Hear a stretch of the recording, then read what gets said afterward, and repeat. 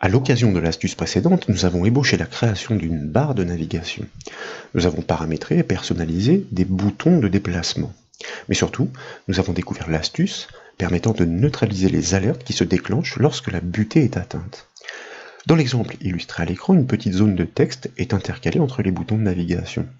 Et au gré des déplacements, comme vous pouvez le voir, elle actualise son information pour préciser l'emplacement exact. Grâce à elle, donc, nous pourrons masquer à l'issue le sélecteur et la petite barre de navigation qui est généralement placée en bas du formulaire Access.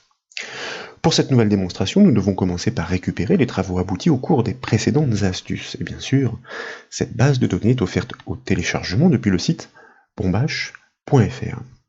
Tout de suite, dans le volet de navigation, je vous invite à double-cliquer sur le formulaire FCOM pour l'exécuter.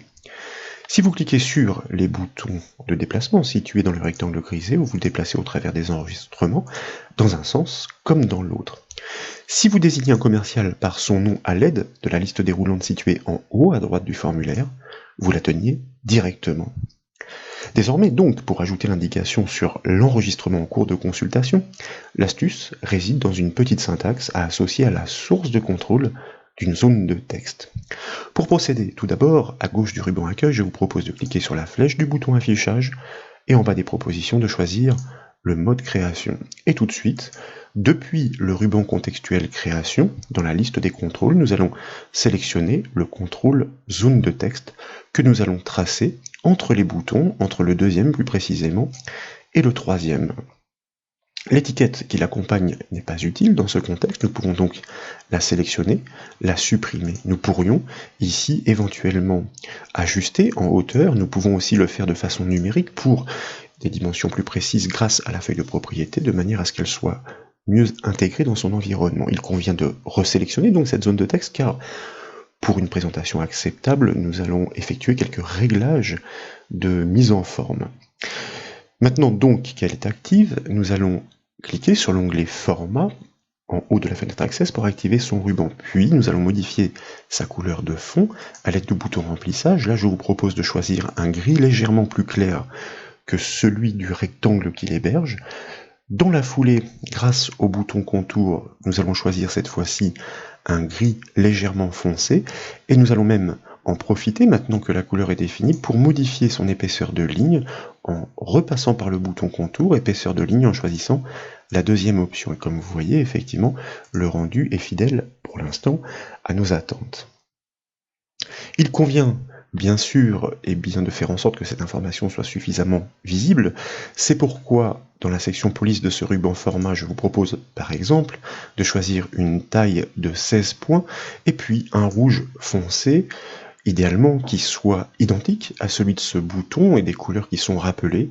Il s'agit de la couleur empruntée par Access. Nous pouvons donc choisir autre couleur et dans les composantes rouge, vert, bleu, il s'agit du 161, du 56 et du 54 que nous pouvons valider avec le bouton OK.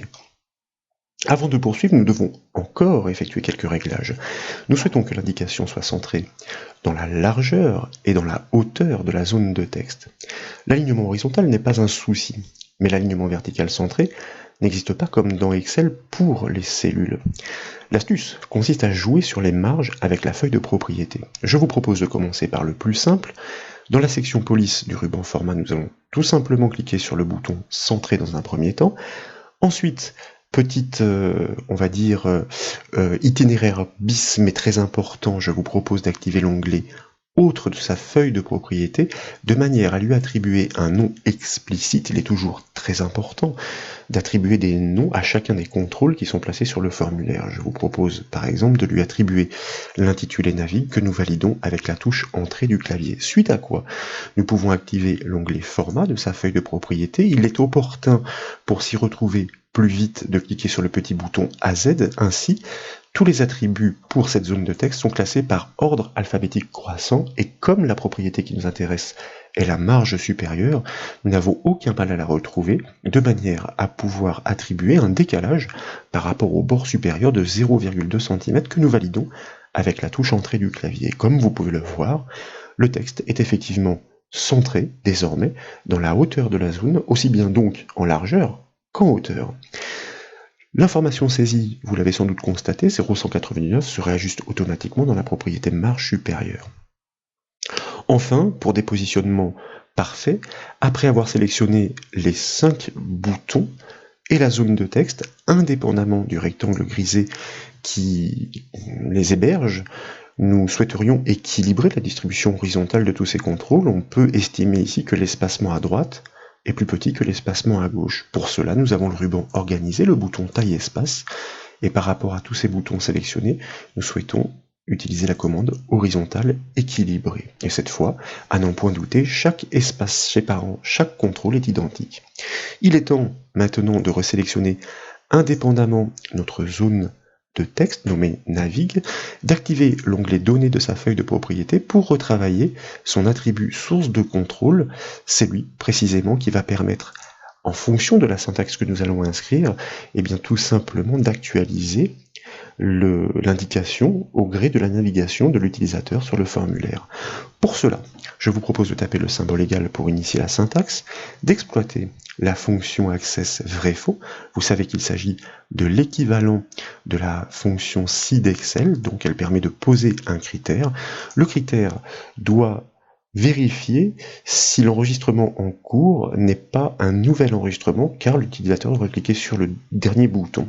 Et pour cela, nous avons une instruction semblable à un champ. Nous devons la mentionner entre crochets, qui se nomme New Record, et qui permet tout simplement de savoir s'il s'agit d'un nouvel enregistrement. Record pour enregistrement. Nous devrions ici, nous pourrions en tout cas, pour que le test soit totalement abouti, taper l'égalité égale true. Mais elle est implicite à partir du moment où nous ne l'inscrivons pas.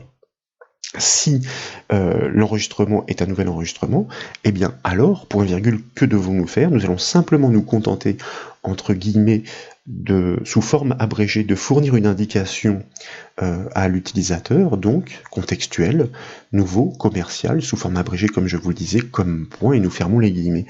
Sinon, donc, point virgule, dans le cas contraire, il ne s'agit pas d'un nouvel enregistrement, donc nous devons indiquer quelle est la position en cours, c'est-à-dire le numéro de l'enregistrement, et tant qu'à faire, par rapport au nombre total d'enregistrements. Donc nous pouvons commencer par une petite information statique, comme par exemple, comme 2 points pour commercial, suivi d'un espace. Nous fermons les guillemets, l'espace, tout simplement pour espacer l'information textuelle des informations numériques à suivre, que nous concaténons donc avec maintenant une donnée numérique. Il s'agit de l'instruction, une fois encore semblable à un champ, current record. Donc, sans mon accent, ce sera sans doute mieux. Vous voyez qu'elle était rappelée, donc nous pouvons ici la valider directement, entre crochets. Current record pour l'enregistrement en cours, le numéro de l'enregistrement en cours, que nous souhaitons confronter au nombre total d'enregistrements dans cette table, sur ce formulaire. Nous concaténons, nous séparons d'un slash entre double cote, cela va de soi, nous concaténons de nouveau, et là, pour connaître le nombre total d'enregistrements, nous exploitons la fonction access compte sur l'intégralité des données, peu importe le champ sur lequel nous pointons, puisque c'est le nombre total d'enregistrements qui nous intéresse. Nous pouvons fermer la parenthèse de la fonction compte, et nous pouvons fermer la parenthèse de la fonction vrai-faux. Nous validons dès lors la syntaxe avec la touche entrée du clavier. Désormais, comme nous le disions pour parachever cette petite application, le sélecteur, vous savez, celui qui s'affiche sur la gauche du formulaire, ainsi que la petite barre de navigation qui se greffe en bas de ce dernier, ne sont plus du tout nécessaires. C'est pourquoi je vous propose de sélectionner le formulaire dans sa globalité en cliquant sur le carré grisé qui est situé à l'intersection des règles, en haut à gauche, d'activer l'onglet Format de sa feuille de propriété, donc pour ce formulaire, et là, de nouveau, nous avons besoin d'une organisation par ordre alphabétique croissant, mais ce réglage a été conservé. Nous allons commencer par basculer la propriété afficher sélecteur à non, et puis la propriété bouton de déplacement à non par double clic, donc de la même façon.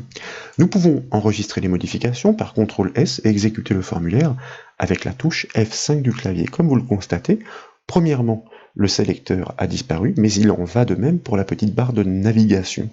Si vous cliquez sur les boutons de déplacement de la barre de navigation personnalisée, vous notez que l'indication s'ajuste parfaitement grâce à la syntaxe que nous avons construite. Et si d'aventure nous atteignons un nouvel enregistrement, vous constatez que c'est la branche alors de notre fonction vrai-faux qui est déclenchée grâce à cette instruction, ce test sur ce champ New Record.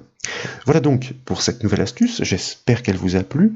Si c'est le cas, comme toujours, je compte sur vous pour mettre un petit j'aime à la vidéo. Et comme vous le savez, vous pouvez retrouver toutes les formations et toutes les astuces sur le site bombache.fr. Je vous remercie.